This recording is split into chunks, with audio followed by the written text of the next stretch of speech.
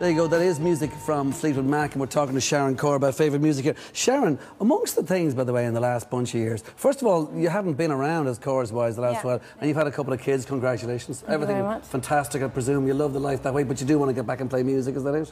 Yeah, I mean, we basically stopped, you know, performing as the chorus because we needed to have children. I mean, it was otherwise we were just going to get too old. the biological clock was ticking very loudly in my ear anyway at that stage. So I needed to stop and have children because it's really impossible when you're on the treadmill of touring and then album and then touring an album. So, yeah.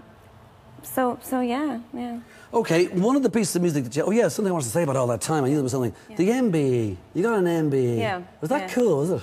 Are you Sharon Corr MBE? Or honorary is it MBE. Corr's MBE? Well, I think because we're Irish, we're sort of an honorary MBE. It was really nice. I mean, it was in recognition of the charitable work that we had done. It was in recognition of what we'd done for the Oma bombing and the Princess Trust over the years. So, yes, it was definitely an honour. Yeah, it was really, really nice to get that. What was the Queen like? Oh, she didn't give us the MBE. No, we got it in the embassy in Dublin. I happened to be in, where is this she lives again? I've forgotten the name of the place she lives in. Buckingham Palace. Oh, Buckingham Palace, yeah, sorry. Yeah. Anyway, I was in the palace there one day at a gig. She was 100 years on the crown or whatever it was.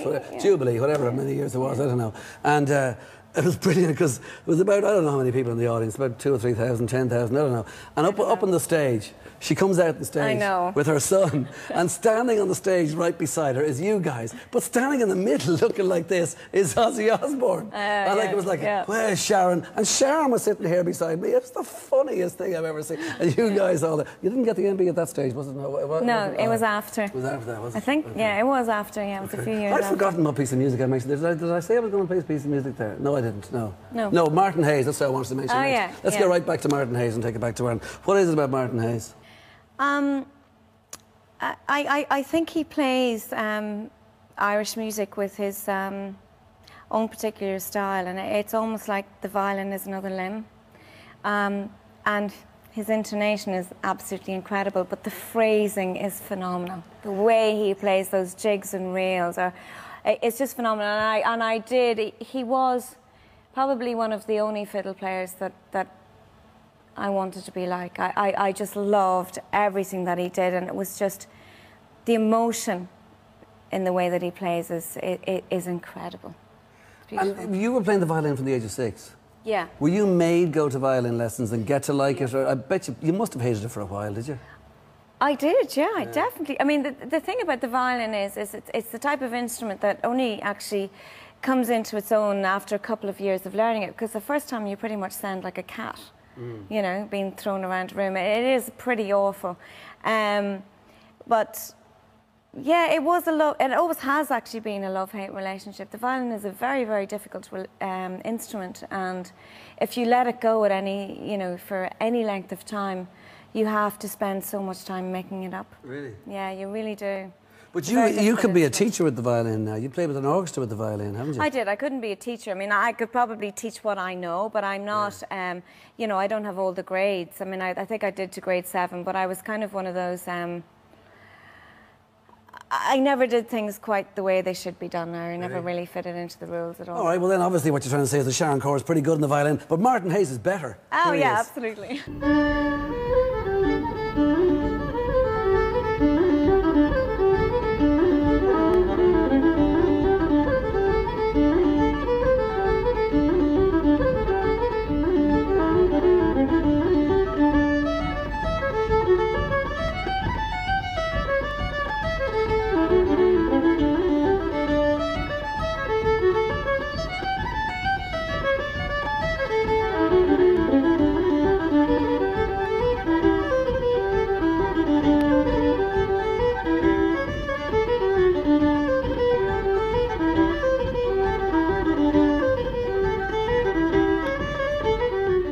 There you go, there is Martin Hayes fiddling away there and doing pretty damn good at it too.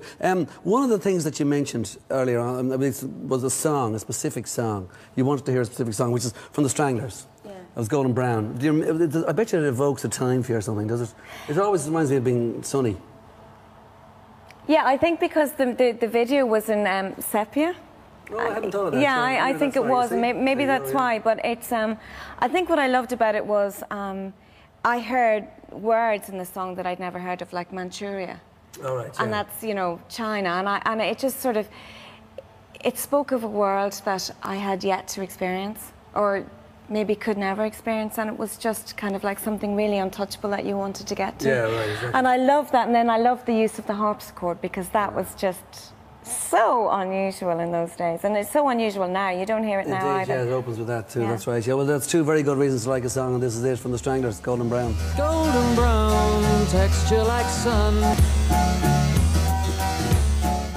Golden Brown it is for the Stranglers, and finally there's one more I want to mention, I want to get to, but just before I do, once again, you're playing the Isle of Wight Festival, you're playing Glastonbury, so you're going to be out there as Sharon Corr and band, Sharon Corr for solo album, etc. And is that what you're looking forward to? I mean, is it like, let's suck it and see what happens for the next 6 months, 9 months, or whatever? Will you take it around the world? Yeah, I really want to. I mean, the thing is for me is, I mean, the Corrs had amazing success. We sold something like 35 million albums. But at the back of all that, the fundamentals of all that are musicians, and I just want to play for the rest of my life. And I realise that if the Corrs aren't gigging, then I need my own facility to gig. So I've done my own album, and I've written the whole way through the Corrs, and really, really enjoy writing, and it's where I get my self-esteem from, is when I, you know, write a good song. I feel very good about it. And so, I mean, I just want to play for the rest of my life. So I'm going out gigging this summer, and I want to take it forever. So what you want to do is perform, because I mean, like, you know, as regards writing as well, let's take a look at this here. Look, Runaway, big hit for the Corrs. So Young, huge hit for the Corrs. Radio, Long Night, Goodbye. You wrote all those? Yeah, I wrote Runaway with Caroline and Andrea. The rest I wrote by myself. Right, yeah. Oh, I wasn't trying to take away from the other. Well, you know, I wouldn't want to be untruthful about any of that. But I mean, like, the fact that you've written all the stuff, it gave you the confidence to maybe start this project that's going now, which is Sharon Corr solo. Yeah, I mean, it's something I always wanted to do. I mean, I was in music before the Corrs, and then, you know, I was in orchestras before the Corrs, and then I was with Jim in a band before the Corrs, and then, you know, then we were the Corrs. But I always wrote all along, and it's my job. It's what I do. At the moment, there are no Corrs as a band, is there? No, at the moment, yeah. But I mean, certainly in the next couple of years, it's something that definitely I think we might do a tour again. We never toured the last album, Home, which, to be honest, I think was, you know, a really great album. I really loved making that album, and I think it was an unusual turn on some very well-known Irish songs. So I think we have more to do in the future, but I want to secure my own future, and I just love writing. So. All right, well, listen, good luck with that future, writing, recording, and being on stage as well, and good luck with the festivals in the summer. Thank you. Thanks a million for talking to us, Sharon. This last one that I want to play, though, is, and I want you to tell me something about this. This must go right back to when you were a little kid, the Carpenters.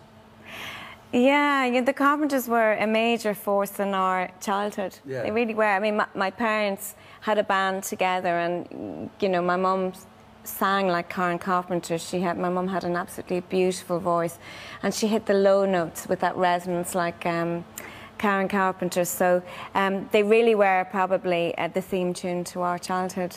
All right, well, I'm going to bring you right back to your childhood in Dundalk then. Here's music from the Carpenters, and thanks a million for talking to us, Sharon. Thanks, Dave. Thank you. Why do stars fall down?